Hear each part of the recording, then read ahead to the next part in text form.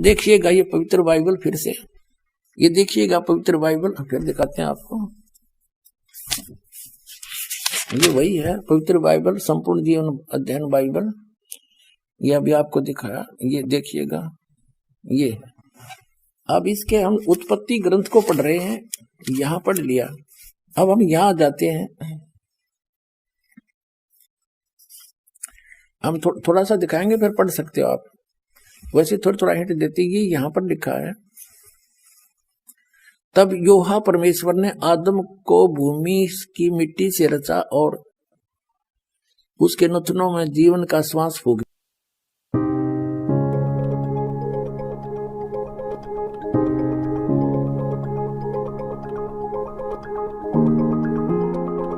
दिया और आदम जीवित प्राणी बन गया। और यहोवा परमेश्वर ने पूरब की ओर अदन में एक वाटिका लगाई और वहां आदम को जिसने उसे रचा था रख दिया। और यहोवा परमेश्वर ने भूमि के सब भांति भांति के वृक्ष जो देखने में मनोहर और उनके फल खाने में अच्छे हैं उगाए, और वाटिका के बीच में जीवन के वृक्ष और भले बुरे के ज्ञान के वृक्ष भी लगाया। अब देखो, यहोवा परमेश्वर ने आदम को लेकर अदन की वाटिका में रख दिया और वह उसमें काम करे और उसकी रक्षा करे।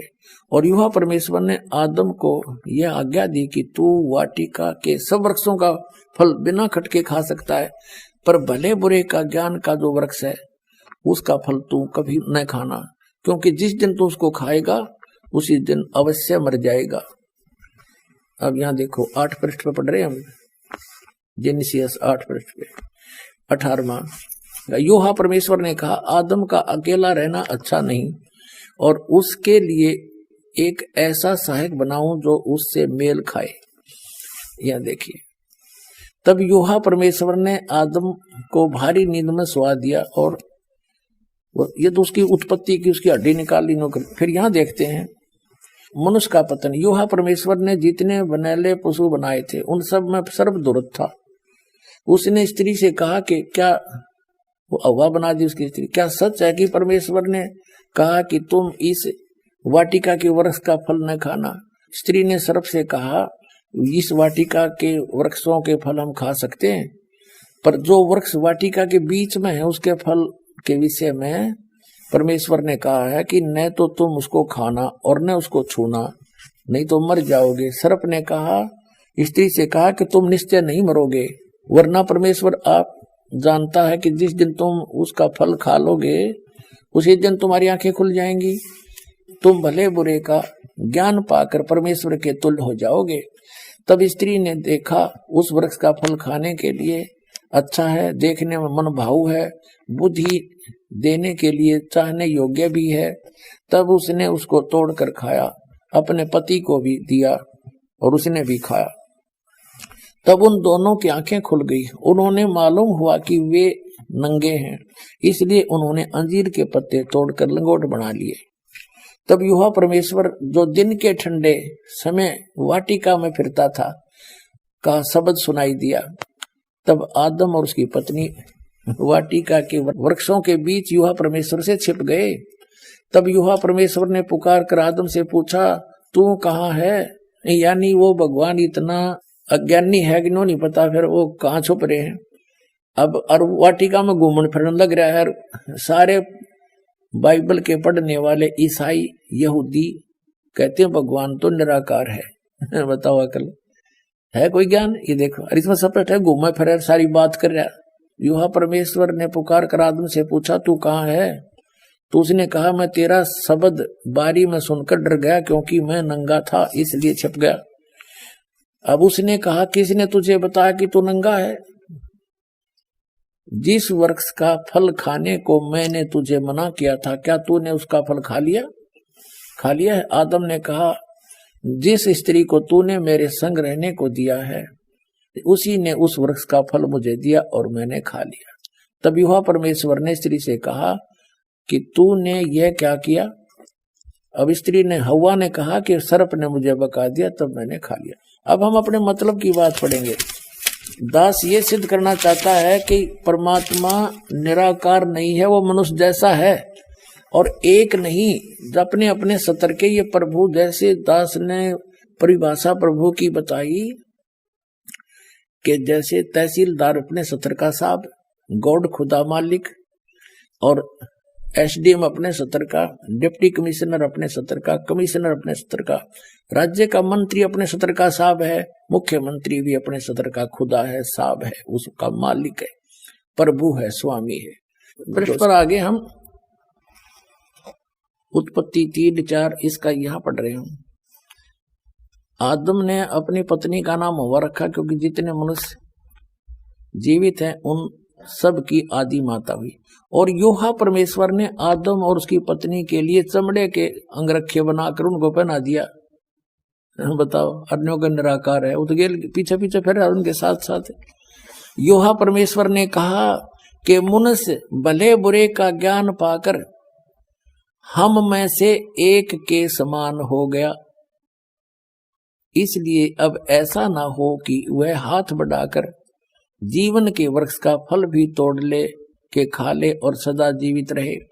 अब इसे सिद्ध हो गया कि जो परमेश्वर है उसने कहा, जो इनका परमेश्वर है ईसाइयों का, यानी जो पवित्र बाइबल का जो आगे ज्ञान दे रहा, क्योंकि ज्ञान तो ये ब्रह्म दे रहा है, सरपुरुष जो कुरान शरीफ का ज्ञान दाता है, और ये उस अल्लाह अकबर के बारे में बता रहा है कि उसने 6 दिन में सृष्टि रची, ऐसे ऐसे कहा सबको, वो तो चला गया।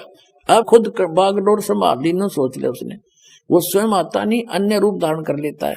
जैसे तीनों पुत्रों को उसने यहाँ के कंट्रोलर बना रखा है, मुख्य ये है कंट्रोलर इस 3 लोग के एक एक विभाग के मंत्री। तो ये क्या कह रहा है, जिसने आदम को कपड़े बनवाए और उसको मना किया कि बीच का फल ये ना खाना, उसने खा लिया। अब वो क्या कह रहा है कि ये भले बुरे के वृक्ष का फल खाकर ये हम में से एक के बराबर हो गया। इसका मतलब एक से अधिक परमेश्वर हैं, अल्लाह हैं। ये देखो,